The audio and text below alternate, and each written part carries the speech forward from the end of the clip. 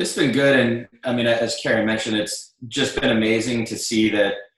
I mean, at 3.5 and 6, like even just with the present, for example, or some of the other things that they've learned, like geography, like knowing all the states.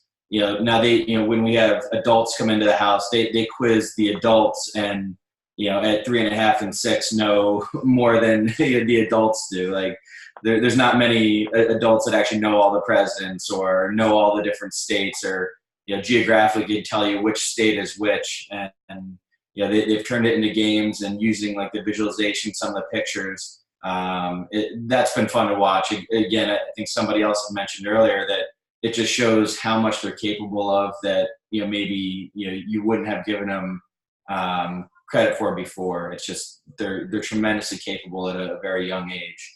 And especially for the baby, I think more so than I did with the other two, is realizing to that point that they're capable, and that maybe we weren't doing enough, that they're not just laying there and, just being loved on, but that we really can be doing a lot more at such a young age.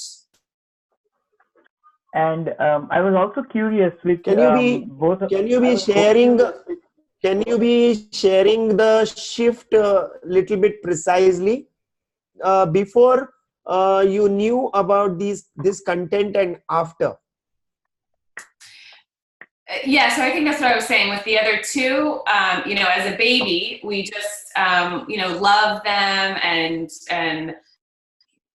swaddle them and care for them, but I didn't realize what they were capable of. And so now with the third child, I think just recognizing that every day is an opportunity for her to be absorbing more, and so really including her in the learning again that the others are doing. So I think I'm just much more proactive in exposing her to all that we can. And then with the older two, just challenging them more. So we've talked about the presidents and the geography. That was stuff that before we started this class, we hadn't really challenged them with that much.